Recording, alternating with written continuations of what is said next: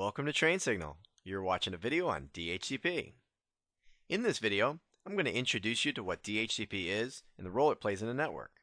We're going to take a look at how to configure DHCP, including installation, authorization, setting up scopes, configuring scope options. Then I'm going to talk about the challenges we face when using DHCP in a routed network and how we overcome those challenges. First of all, what is DHCP? Well, DHCP stands for the Dynamic Host Configuration Protocol. This means exactly what it sounds like. With DHCP, hosts can dynamically receive their TCP/IP protocol configuration. See, now before DHCP, network administrators had to go out to every single client. So every one of these clients you see here, one by one, they would have to go in and configure their TCP/IP configuration. Now, we could simply configure a DHCP server with a database of information, and then that information can dynamically be sent out to all of the clients. This can not only save us a lot of time, but also helps prevent a lot of the mistakes that were made when configuring clients manually. Alright, so basically, how does DHCP work? Well, as I stated a moment ago, we have a DHCP server which holds a database of IP addresses. When a client has been configured to automatically obtain an IP address, it attempts to get one of those IP addresses from the DHCP server. Now there's a four-step process known as DORA, D-O-R-A, which is really nothing more than an acronym that we use to help remember the four steps, or the names of the four steps, which is discover, offer, request, and act. Now let me lay this process out for you in a little more detail. Here I have a server and a client, and the client has just come on the network, it's just been turned on, and it's been configured to receive its IP address automatically. So the first step would be D, or discover. In this first step, the client will send out a broadcast looking to find or discover the presence of a DHCP server. It's basically like a client yelling out, "Hey, I'm looking for an IP address. Is there anyone out there who can help me?" This broadcast is then sent out to the entire network so that any and all DHCP servers that might be out there will hear it. Now the second step is O, or offer. In this step, all DHCP servers who heard the Discover broadcast will send out an offer. And it's basically like the DHCP servers responding back with, "Hi, I'm a DHCP server, and here's an IP address if you want it." Now the third step is R, or request. In this step, the client will then send a request to the first DHCP server in which it received an offer from, asking to have a lease for that IP address. Now, all IP addresses that are given out by a DHCP server are done so in the form of a lease. This means that the client can only keep the IP address for a specified amount of time. So the request step is basically like the client saying back to one of the DHCP servers, "Yes, thank you. I would like that IP address." Finally, the last step in the DORA process is A, for ACK, which is the official name of the packet which is sent out on the network, but it's more commonly known as an acknowledgement.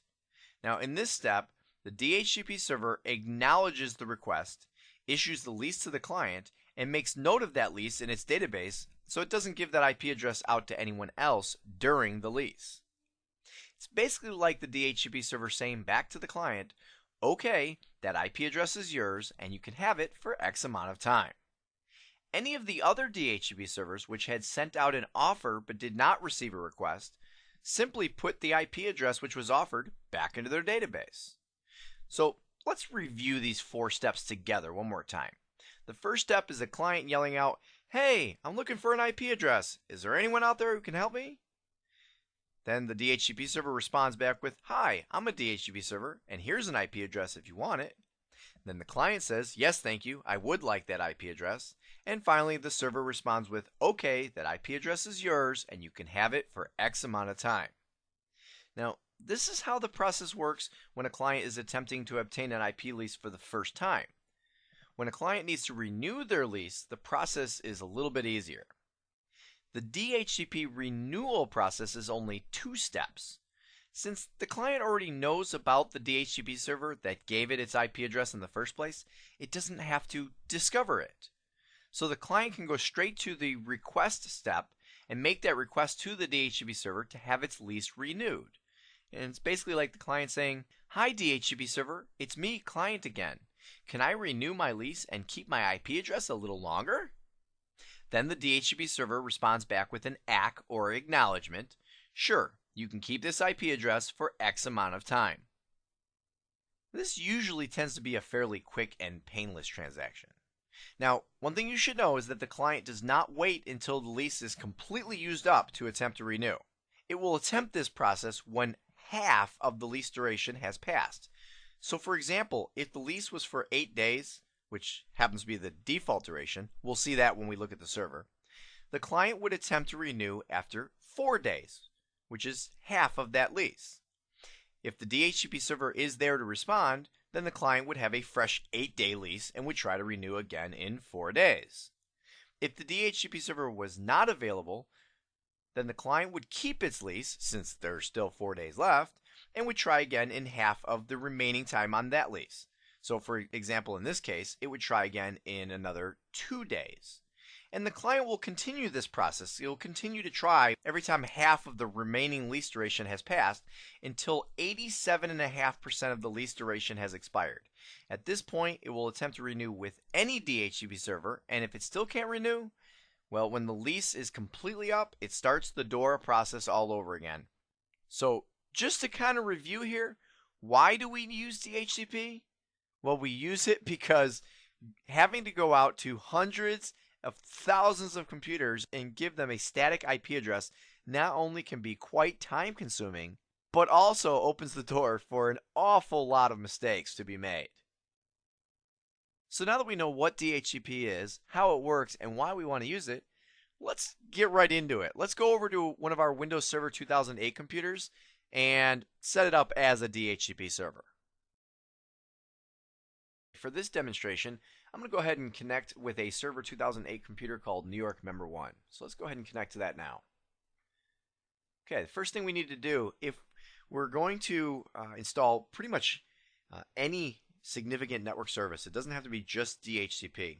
Any network service on a server requires that that server have a static IP address and not be dynamically getting its IP address from another DHCP server. So what I'm going to do is I'm going to click on Start and open up a command prompt window. In the command prompt window, I'm going to type ipconfig/all. And you will see here that says DHCP enabled, and the answer is no, which means my IP configuration is static on this machine. So let's go ahead and close that window.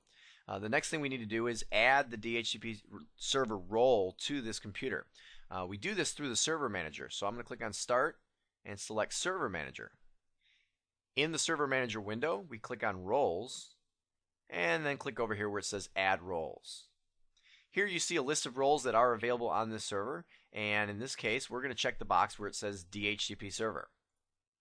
Now you'll notice it was kind of a very quick flash, but there was a quick check that took place to make sure that this machine was ready to be a DHCP server. As of, for instance, it checked to see that we had a static IP address. So if you forgot that step on your own, Server 2008 is smart enough to check that for you. So let's go ahead and click on Next. And here we get an introduction to what DHCP is. I'll click Next again. Now on this screen, we have to select a network connection to bind the DHCP service to. Now, you'll notice I only have one connection to choose from, so there's not a whole lot for me to do. But if I had more than one network connection on this computer, I would have to select which one or multiples that I would want to bind to. What this means is I might be a computer that has 2 network cards, but I might only want to provide DHCP services to one of the networks that I'm connected to. That way you don't interfere with clients on the other network. So I'm going to go ahead and click Next.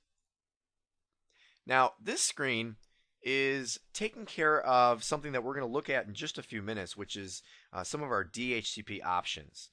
You'll see later on there is the ability to configure DHCP options, which is additional IP configuration information for our clients to use beyond just their IP address. But because DNS is so significant to a Server 2008 network, it assumes that you're going to want to go ahead and give out a DNS suffix, which we have here in our parent domain, globalmantix.com.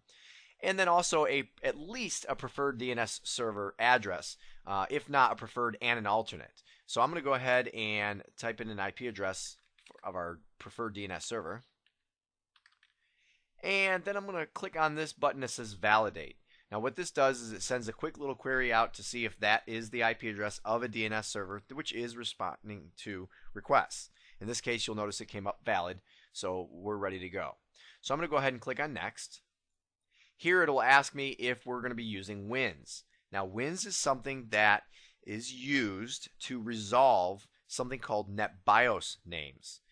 This is something that is really in place for the purposes of backward compatibility. If we have some older, we'll say Windows 95 or 98 clients on our network, they still use the older NetBIOS names, and we may need WINS to resolve those names for them. This is something that was real prominent back in the days of Windows NT4, and we really haven't seen a whole lot ever since. So I'm going to go ahead and leave WINS disabled on this network and click next. Okay, the next option we have here is to add or edit a DHCP scope. We have no scopes yet, so there's none to edit, but we could add one. I'm going to not add one at this point because I want to show you how to add a scope after we install DHCP. So let's go ahead and click on next. And here we have the configuring of DHCP v6 stateless mode. Now this is something that we aren't going to worry about in this demonstration because IP version 6 is not enabled on this network, and if it's not enabled on your network, then you just want to go ahead and leave it alone. But if you were using IP version 6, we could choose to either enable stateless mode, which you'll notice here means that the clients will automatically configure themselves without using the DHCP server, so that's kind of like disabling DHCP version 6, or even though it says enable. Or you can click disable DHCP version 6 stateless mode, which in actuality is kind of like enabling DHCP version 6, which means that you will configure DHCP v6 on this console. So I'm going to click enable stateless mode, which means it's like we're disabling it on this machine. Click next.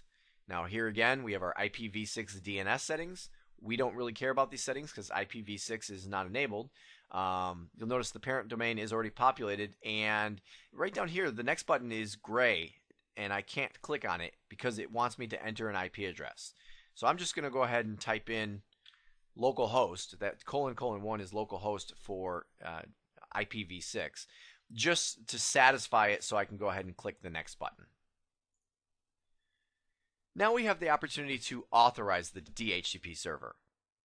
All DHCP servers since Windows 2000 have been required to be authorized with the Active Directory domain services.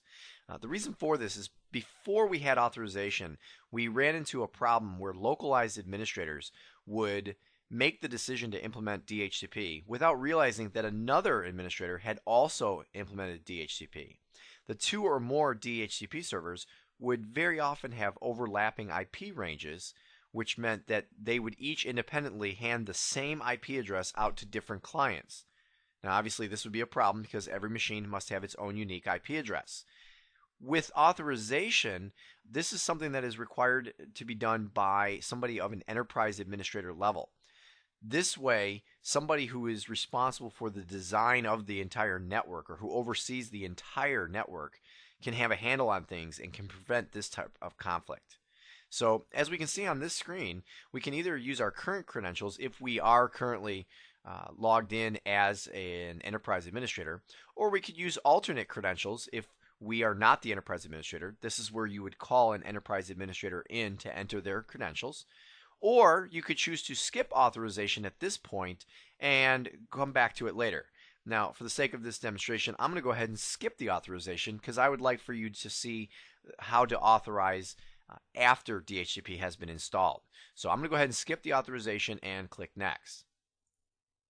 At this point, we get a confirmation screen, which pretty much just reviews everything that we've just done. You'll notice the warning, this DHCP server must be authorized before it can service clients.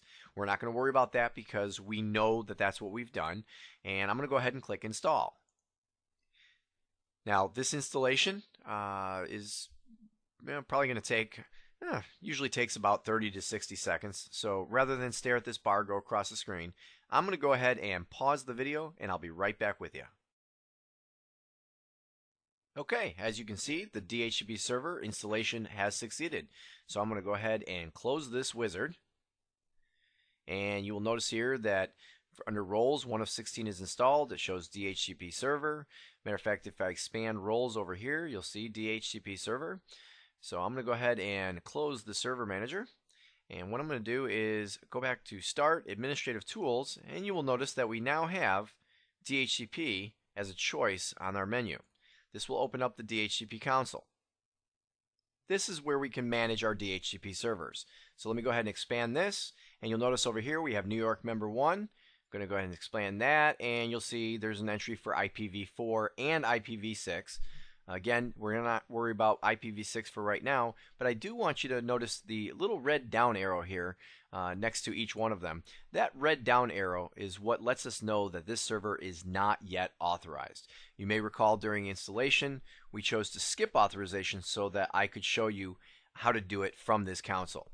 What you do to authorize is you want to click on your server and then go ahead and click the right mouse button, which pulls up a menu, and on that menu we see the selection for authorize. So I'm going to go ahead and select authorize, and boom, look at that, nothing changes, just as you would expect, right?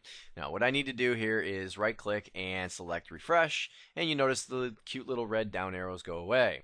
Now one other thing I want you to notice, if I right click one more time, is that the location on the menu where it previously said authorize, it now says unauthorized.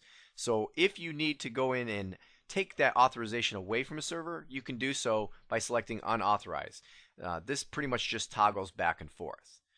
Alright, so now that we've authorized our DHCP server, let's go ahead and expand IPv4, and you'll notice there's just not a whole lot there. All we have is one simple little folder here that says server options. We're going to come back to these server options in just a few minutes, but first I want to talk to you about scopes. If I click on IPv4, you'll see over here that it's telling me that what I need to do is add a scope. Now, what is a scope? It says right here, a scope is a range of IP addresses assigned to computers requesting dynamic IP addresses. So, quite simply, it's a range of IP addresses that are going to be handed out to the clients. So I'm going to come over here, and I'm going to right click on IPv4 and select New Scope. This opens up the New Scope wizard. In the welcome screen, I'm going to click Next. I have to give our scope a name. And then I will go ahead and click on Next. Now I have to give a range of IP addresses that I'm going to hand out. Now the network here in New York uses the 192.168.10 range of IP addresses. So I'm going to put in 192.168.10.1 as the beginning and 192.168.10.254 as the end IP address to give us the full range. Down here we then enter the subnet mask. You can either enter it in with the traditional 255.255.255.0, or you can even put in the number of bits that make up the network ID of your IP addresses. So I'm going to go ahead and click on Next. And now we have the opportunity to add exclusions. Now exclusions are for IP addresses that may fall within the range that you've designated that have already been assigned, or you want to hold aside to use for the few machines on your network that might have to have a static IP address.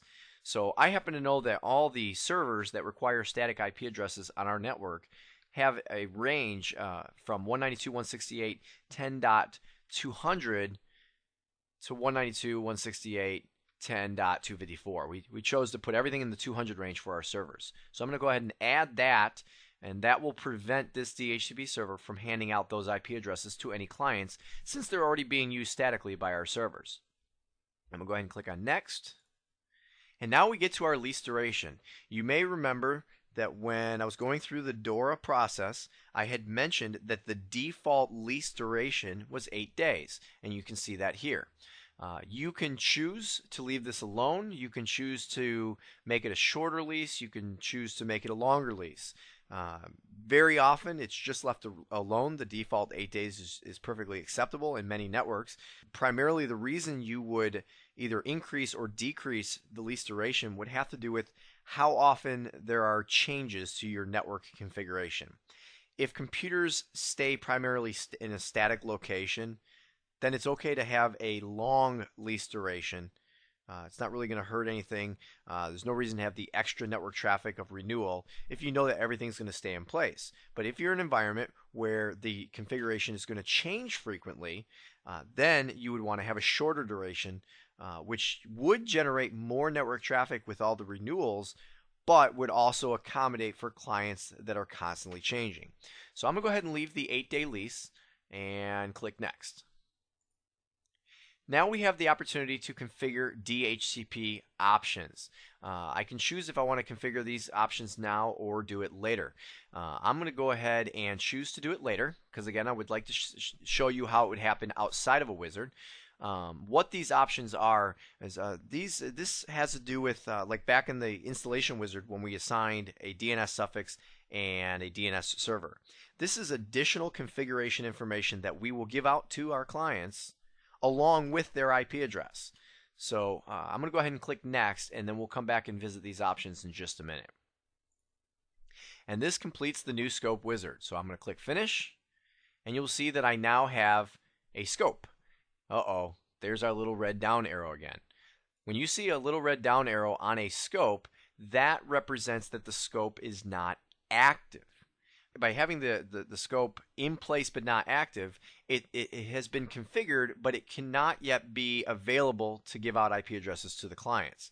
In order to activate this scope, I'm going to right-click on the scope and simply select Activate. And you'll notice once again that the little red down arrow goes away. I will also show you that if I right-click again, you'll notice that Activate became Deactivate on the menu. So if I wanted to deactivate the scope and stop handing out IP addresses, I could do so this way. Once we have a scope in place which has been activated, you will see here that we have a number of additional options available. Here we have address pool. This is what shows us what addresses are in this scope. Here we have the 192.168.10.1 to 254 range. You'll see here the exclusions of 10.200 to 10.254.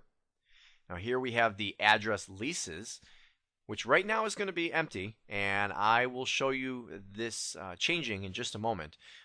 But for right now it's empty because we haven't actually handed out any IP addresses yet. Here we have reservations. Now reservations is something that a lot of people tend to get confused with what this is versus an exclusion. Now a reservation is where you take a specific IP address from the range that you hand out and you reserve it for one specific host, one specific client. So if you have a client out there that you want to always have the same IP address, a couple of for instances that come to mind is maybe a client that has to run certain services and you have certain firewall exceptions set up to communicate with that one machine. You would want that machine to have the same IP address all the time. Or another, for instance, is one thing that's real common would be a printer. If you had a network interface printer, a printer that has its own Ethernet card that resides on your TCP/IP network with its own IP address, you don't want that IP address to be changing. But at the same time, you don't really want to go over to the printer and configure it statically. I don't know if you've ever done that. I certainly have, and it's generally not fun. The menus on a printer are usually not very user-friendly. So this is a way to give that printer a static IP, but have the printer think it's getting it dynamically.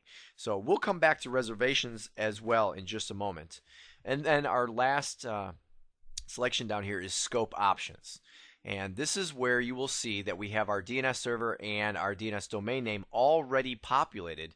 And this is because these were created during the DHCP installation process. If we want to have additional options handed out to our clients by the DHCP server, we could have done so during the scope creation process, but again we skipped it so I could show you the more manual way of doing it after the fact in case you ever have to make changes. So let's go over here to our scope options and right click and select configure options. In this window you will see that there is quite a long list of various options that we could hand out. We're not going to go through this entire list right now. What I'm going to do is I'm going to select what's probably one of the most common options out there, which is the router option. Now this option is what would define the default gateway or router that a client would use to get off of its network. So I'm going to go ahead and check the box, and down here You could put in the name of the router. If you have a name, you could type it in and then resolve to the IP address. Or if you know the IP address, you could just simply type it in. So I'm going to put in the IP address of our default gateway and click Add and click OK. And you will see here now that besides the DNS server and domain name options that we had before, we also have the router option. Now, these scope options look very similar to this extra little folder we had down here that said server options.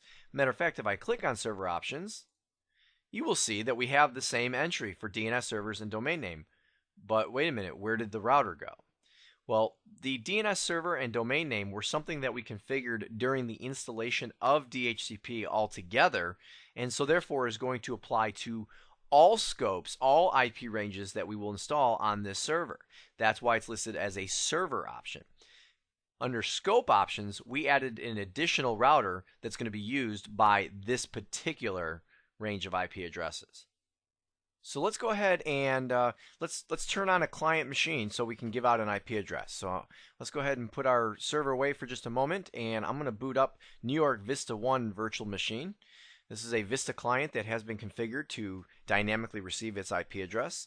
Okay, the computer is booted. I'm going to go ahead and open up a command prompt, and in this command prompt window, I'm going to type ipconfig/all, and what this is going to show us, there's little extra information here. Let me scroll back up. Is you're going to see here that we've been given the 192.168.10.1 IP address. You will notice that we also have a default gateway of 192.168.10.200, which we had given out as part of this scope, but that we also know that the DHCP server's IP address is 192.168.10.211, which is the IP address of New York Member 1, the DHCP server. So this has worked. Let me go ahead and, I'm going to leave this window open for just a moment because we're going to come back to it to look at something. So let me just go ahead and go back to our server, because what I would like to show you on the server is if I click on the address leases entry here, you will see that we now have a lease out there. 192.168.10.1 has been given out to New York Vista 1. Great. So everything is working just the way it's supposed to. But one other thing I want to show you is this reservations. Let's say New York Vista 1 was a client that for some reason had to have the same IP address every time. So what we're going to do is let me pop back over to Vista 1. Over here, you'll see that one of the entries here was the physical address 000C2912C7EB. That physical address is the computer's MAC address. When a client does a discover, when it does its DHCP discover broadcast, you know, the one from the DORA process where it says, "Hello, is there a DHCP server out there? I need an IP address." When it does that, all it can use to identify itself is its MAC address. So we're going to use this MAC address to tell the DHCP server what machine we're making a reservation for. So let's close our Vista machine and go back to our server machine. And in reservations, I'm going to right click and select New Reservation. Now I'm going to give the reservation a name. I'm just going to call it actually New York Vista 1. Somewhat appropriate since that's the name of the computer. And this time we're going to reserve, let's say 192.168.10.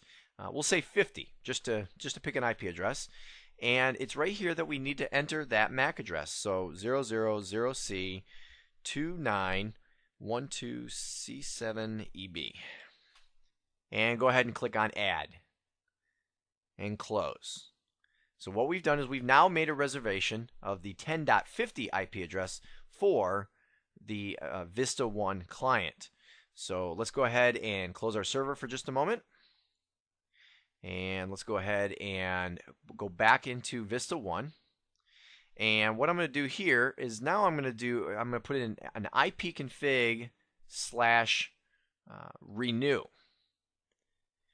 And now you will see that we've been given the IP address of 192.168.10.50, the IP address that we had reserved for this client. So let's again put the Vista machine away. Let's pop back over to our server. And when we click on address leases this time and refresh the window, you will notice that the 10.1 address has not been given out. 10.50 has been given out, and here you'll notice that it has been set up as a reservation. Now, one other thing that you should know about a reservation is not only will New York Vista 1 get this IP address every time it goes looking for one, but this IP address also will not be given to anybody else. So it's almost as though we've just created a static IP address for this machine, but without having to walk over to the machine and configure it statically. And that can come in real handy when you have a number of these machines on your network. This way you have everything managed in one central location. So let's go take a look at how DHCP works in a routed network. By using DHCP in a routed network, what I mean is using DHCP in a network that we have routers. Now, what we have up here is a diagram of the Global Mantix worldwide network showing that we span multiple cities and therefore must use routers on our network to have connectivity between the cities. Now, the problem that we run into when trying to use DHCP in a routed network is that DHCP technology uses broadcast communication. Where this is probably most obvious was in the four-step DORA process. Right out the gates, when a client is looking for a DHCP server, what does it do? It yells out, "Hey, I'm looking for a DHCP server." Well, that is a broadcast. And a router, by initial definition, will kill a broadcast. In other words, if a router receives a broadcast transmission from one of its network segments, it will not pass that information on to its other network segments. And for example, here in our drawing, if somebody in Chicago, let's say, were to be yelling out, "Hey, I'm looking for a DHCP server," and the DHCP server was over here in New York, it would never hear it because the router in between the two would cut off that communication. So when we deal with DHCP in a routed network, we have really three options. Now, option number one is to just simply put a DHCP server on every network segment. Now, in the drawing here, that wouldn't necessarily be that unusual. To put a DHCP server in each of the 4 cities kind of makes sense just because of the proximity or the lack of proximity of these 4 cities. They're so far apart geographically that odds are we're going to have an administrator in each location, and that administrator will probably manage the IP configuration for that location and therefore have their own DHCP server. And that's fine. Nothing wrong with that at all. But let's take a look at just this one city right here, just New York City, where we have 500 clients. Now, odds are that we're not going to have a single network segment with over 500 computers on it. It just doesn't make sense anymore these days. Odds are we're going to have 2, 3, 4, 5, maybe more segments to divide up this network to make it more manageable and more efficient. So just as a for instance, let's say that we divided it into 5 segments, each with 100 clients. Well, we're not necessarily going to want to have a DHCP server on each of those network segments just serving the 100 clients on that one segment. So what we can do is our second choice here is we could use what's called RFC 1542 compliant routers. Now, RFC stands for Request for Comment. And I don't know if you've ever read an RFC article before or not, but if you haven't, most people who have will tell you it makes for some pretty good bedtime reading. It has pure technological, dry information. So I will spare you having to go out there and read RFC 1542, and I will tell you that what it says is it has the definitions for how a router can pass DHCP broadcasts onto other network segments. So, if you have RFC 1542 compliant routers, which I will tell you, essentially all of today's routers are compliant, then you can simply use those, and then the DHCP broadcasts that are being made from one segment would be heard by another segment. Now, if you don't have or don't want to implement RFC 1542 compliant routers, there is a third choice. That third choice is to implement something called a DHCP relay agent. Now, a DHCP relay agent is I could say a device, but more often than not, it ends up just simply being a service on a device. It can either be a service, sometimes, matter of fact, very often it's on the router itself, or it could be done as another, for instance, would be on a Server 2008 computer. I'm going to show you how to set that up in just a few minutes. But the one important thing to know is that the DHCP relay agent will need to always be on the network or the network segment where the DHCP server is not. So the relay agent is always where the clients are, not where the server is. And the reason why is because when the clients yell out, "Hey, I'm looking for a DHCP server," or any other broadcast, the relay agent will hear this and then send that communication on or relay it over to the server. And when the server responds, relay it back to the client. If the relay agent was not on the same network as the client, well, then it would never hear the broadcast either. So I have a drawing here, which will help us to view how this process actually works. You'll see here we have two different network segments separated by a router.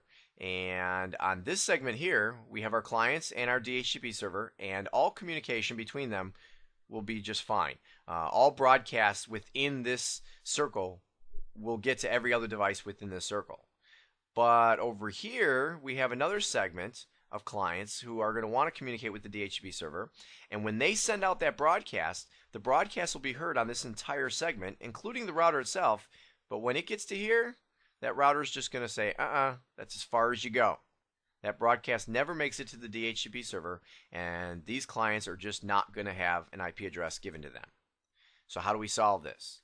We solve it by implementing a DHCP relay agent. Now, the DHCP relay agent, as I mentioned before, will be pre-configured with the IP address of the DHCP server. What happens is when a DHCP client sends out the broadcast saying, "Hey, I'm looking for a DHCP server," that broadcast is heard by the DHCP relay agent, who will then send what's called a unicast, or a direct communication, to the DHCP server. Now, why is it able to do this when the client cannot? Because it knows the IP address of that DHCP server. So it sends that discover over to the DHCP server, who will then directly send back the offer to the relay agent, who then, of course, relays that offer out to the client. The client will then send out the request. The relay agent hears the request, sends that request over to the DHCP server. The DHCP server will then, in turn, go ahead and send back the acknowledgement, and the acknowledgement is then, of course, passed back over to the client. So basically, as you can see, a DHCP relay agent is exactly what it sounds like. It's going to relay all DHCP communication from the clients over to the server. And how does it do this? It does this by being pre-configured with the IP address of a known DHCP server on another network. Now, one brief little comment here is, please keep in mind that relay agents are always on the segment where there is not a DHCP server. If the relay agent was over on this segment over here, that wouldn't do any good, because when these clients send out a broadcast, again, if it can't get to the DHCP server, it's not going to get to the relay agent as well. So let's go ahead and take a look at how Server 2008 can be set up as a relay agent. Okay, so here we are back on our Server 2008 computer, New York Member 1. Before I get started in showing you how to implement the DHCP relay agent, I want to explain to you that I have already installed the routing and remote access services and configured this server as a router. Now, don't worry if you start to feel at all lost because you don't know how to set up a router in Server 2008 yet. That will be fully explained in video 4. So if need be, make a note of where you are in this video right now, and after watching video 4, feel free to come back and watch this video again from this point so that you can completely follow what I'm doing here. I'm going to go down here and click on Start, select Administrative Tools, and Routing and Remote Access. Okay, as I mentioned, already have configured this as a router, and I want to show you by clicking on General. You'll notice that we have the 10 network and the 11 network. These are the two network connections that are on this computer. The 10 network represents the 192.168.10 network, and the 11 network represents the 192.168.11 network. So we have these two networks. We are configured as a router. In order to implement the relay agent, I need to right click on General, and you'll see here a selection for New Routing Protocol. So I'm going to select that, and you'll see there's a number of different protocols I can choose. A couple of these we'll go over when we get into the routing video, but for right now we just want to look at the DHCP relay agent. Click OK, and you'll see, boom, it's installed. So I'm going to click on the relay agent. What I need to do now is I need to add an interface or associate this service with one of our interfaces. As I mentioned before, you need to have the relay agent on the network where the DHCP server does not exist. Now, our DHCP server that we had created was on the 10 network, so we're going to go ahead and add an interface. I'm going to right click on the relay agent and select New Interface, and we're going to pick the 11 network because this is the one where there is not a DHCP server, and click OK. Now, don't worry about this screen. This is just telling us how many hops and how long the relay agent is willing to wait in order to attempt this communication. The defaults are generally OK. So I'm going to go ahead and click OK. And the one other thing I have to do is go to the properties of our relay agent and specify the IP address of the DHCP server. So I'm going to go ahead and add that here and click OK. And our relay agent has now been set up. Now I want you to notice right here where it says requests received, replies received, everything's sitting at 0 right now. What I want to do is let's put this tool away for a minute and let's open up the DHCP console. In the DHCP console, one other change that I made is I want to show you here that I've added another scope. What I've done is I've deactivated the 10 scope that we created before, and I've now added the 11 scope. And in the 11 scope, first of all, notice there are no leases. We have a pool of IP addresses, just real simple, from .1 to .5. But one other thing I want you to see is up here, if I go to the, if I right click on the server, you'll see here we can add remove bindings. I want to point out that we are only bound to the 10 network. The 11 network is not bound. So that illustrates that this DHCP server is only functioning on the 10 network. So let's go ahead and put that away for now. And what I want to do is I want to go ahead and go over to our client, to our Vista client, and ask it for an IP address and see what happens. So let's go over here and open up our Vista computer. It'll take just a moment to boot. All right, here we go. So what I'm going to do is I'm going to go ahead and I'm going to open up a command prompt, and I'm going to do an ipconfig release. And that is going to give away any IP address that this machine may have previously had. And then what I'm going to do is I'm going to go ahead and put in an ipconfig/renew so that it'll go out there and start the process all over again. Now, one thing you should know is that this Vista computer has been placed on the, physically, it's been placed on the 11 network. And sure enough, there we go. You'll see we have an IP address of 192.168.11.3. So I'm going to go ahead and let's take us out of the Vista machine. Let's go back to the server and see how things worked. Okay, so let's head back over to New York member 1. Let's go back into routing and remote access and look at the relay agent. Now I'm going to right click and select refresh. And you'll see here that we've got quite a bit of activity. Now the reason we have extra activity as opposed to just the 1 or 2 packets that you would think that would pass through is that obviously there's constant communication that goes on in the network. So I just wanted to show you that we do actually have some activity going through this relay agent. But more specifically, if I go over to the DHCP server and we look at our scope, we look at our address leases, and again refresh, you will see here that we've given out 192.168.11.3 to New York Vista 1. So it all works. So let's go ahead and close out of here and take a look at what we've covered in this video.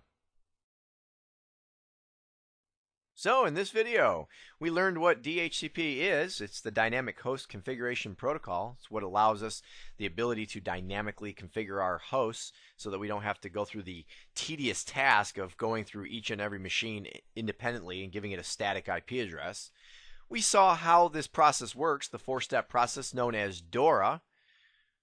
We went and take a look at how to configure DHCP, including installation by adding it as a role on Server 2008. Authorizing, we need to do this within the Active Directory directory service so as to prevent having multiple DHCP servers with overlapping address ranges. We saw how to create a scope and give it some options. We went over the three options for using DHCP in a routed network, which are we can choose to either put a DHCP server on every segment, we could implement RFC 1542 compliant routers, or put in place a relay agent on the networks that don't have a DHCP server. And we saw how to go ahead and use Server 2008 as our relay agent. I hope you had some fun learning how to configure DHCP. I know I did. Look forward to seeing you in the next video.